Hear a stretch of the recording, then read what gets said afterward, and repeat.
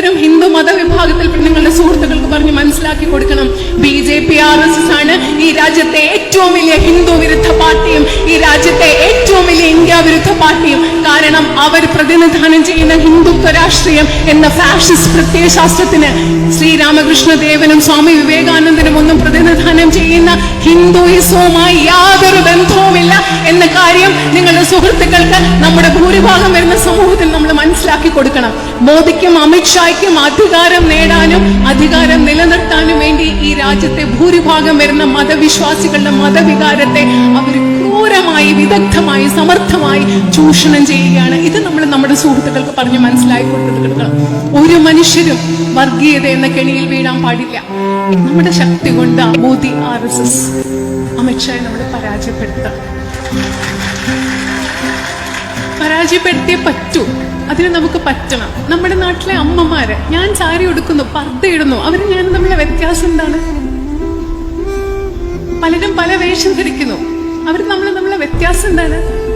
മതം മനുഷ്യനെ വിഭജിക്കുന്ന ഒന്നാവരുത് ഒരിക്കലും. ഒരു മതത്തിന്റെയും ഭാഗമായിട്ടല്ല ഞാൻ സംസാരിക്കുന്നത്. ഞാൻ മനുഷ്യ സ്ത്രീ ആയിട്ടാണ്, ഇന്ത്യക്കാരിയായിട്ടാണ് സംസാരിക്കുന്നത്. എല്ലാ മതത്തിനുപരി, എല്ലാ വ്യത്യാസങ്ങൾക്കും ഉപരി നമ്മളൊക്കെ മനുഷ്യരാണ്.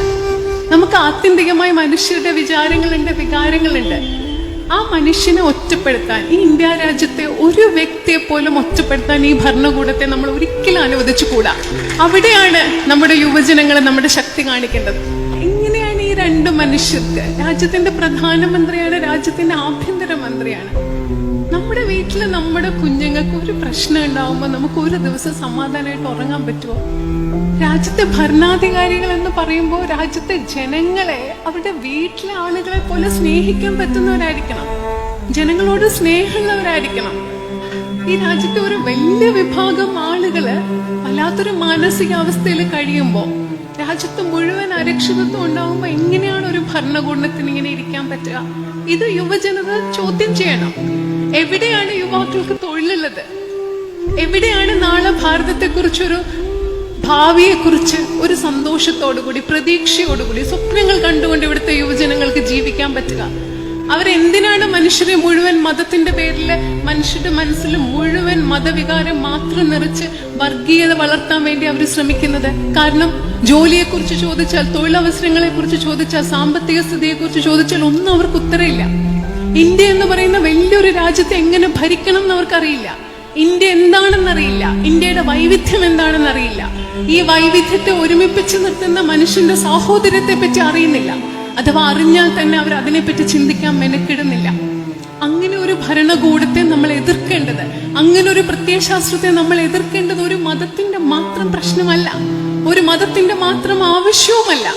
ഇത് ഇന്ത്യയെ സ്നേഹിക്കുന്ന മുഴുവൻ ഇന്ത്യക്കാരുടെ ആവശ്യമാണ്. ഇന്ത്യയിലെ ജനാധിപത്യത്തിലും മതേതരത്വത്തിലും ഭരണഘടനയിലും ഇന്ത്യ എന്ന് പറയുന്ന വലിയൊരു ആശയത്തിലും എല്ലാവരെയും ഒരുമിച്ച് നിർത്തുന്ന, ചേർത്ത് നിൽക്കുന്ന സഹിഷ്ണുതയും സാഹോദര്യം എന്നുള്ള ഭാരതം എന്ന് പറയുന്ന ലോകത്തിലെ ഏറ്റവും മനോഹരമായ ഒരു രാജ്യത്തിന്റെ പാരമ്പര്യം കാത്തു സൂക്ഷിക്കാൻ പ്രതിജ്ഞാബദ്ധരായ നമ്മളുടെ ഓരോരുത്തരുടെയും ഉത്തരവാദിത്തമാണ്. ഇന്നത്തെ കാലഘട്ടത്തിൽ നമ്മൾ ജീവിക്കുന്നത് പോലെ, ഭക്ഷണം കഴിക്കുന്നത് പോലെ, ശ്വസിക്കുന്നത് പോലെ നമ്മളെ സംബന്ധിച്ചിടത്തോളം പ്രധാനപ്പെട്ടതാണ് നമ്മുടെ രാജ്യത്തിന് വേണ്ടി ജീവിക്കുക എന്നുള്ളത്. ഈ പോരാട്ടത്തിനിടയിൽ, ഈ ഫാഷിസ്റ്റ് ശക്തികൾക്കെതിരെയുള്ള പോരാട്ടത്തിൽ മരിച്ചാൽ പോലും ഇത്രയും നാള് ജീവിച്ചതിന് അർത്ഥമുണ്ട്. നമ്മുടെ ഓരോരുത്തരും നമ്മുടെ രാജ്യം ഇല്ലാണ്ടാകുമ്പോൾ, നമ്മുടെ രാജ്യത്തെ ഇല്ലാണ്ടാക്കാൻ ശ്രമിക്കുമ്പോൾ നമുക്ക് എങ്ങനെയാണ് നോക്കി നിൽക്കാൻ പറ്റുക? അവരെ വിഭജിപ്പിക്കാൻ ശ്രമിക്കുമ്പോൾ നമ്മൾ മറുപടി കൊടുക്കേണ്ടത്, നമ്മൾ അവരെത്രമാത്രം വിഭജിപ്പിക്കാൻ ശ്രമിക്കുന്നു അതിന്റെ 100 മടങ്ങായിട്ട് നമ്മൾ ഒരുമിച്ച് നിന്ന് വേണം ഇവർക്ക് നമ്മൾ മറുപടി കൊടുക്കാൻ. ഈ രാജ്യത്തെ ജനങ്ങളെ വേർതിരിക്കാൻ അവർ എത്ര ശ്രമിക്കുന്നു, അതിനെതിരെ ശക്തമായിട്ട് ഒരുമിച്ച് നിന്ന് പറയണം. ഞങ്ങൾക്ക് വ്യത്യസ്ത മതവിശ്വാസങ്ങളുണ്ട്, ഞങ്ങളുടെ വിശ്വാസങ്ങൾ വേറെയാണ്, ഞങ്ങളുടെ ജീവിത രീതികൾ വ്യത്യസ്തമാണ്. പക്ഷെ അതിലെല്ലാം ഉപരിയായി ഞങ്ങളെ ചേർത്ത് നിർത്തുന്ന ഒരു സാഹോദര്യമുണ്ട്. ആ സാഹോദര്യത്തെ തൊട്ട് കളിക്കാൻ ഒരു മോദിയെയും ഒരു അമിത്ഷായെയും ഞങ്ങൾ അനുവദിക്കില്ല എന്ന് ഓരോ നിമിഷവും ധൈര്യപൂർവ്വം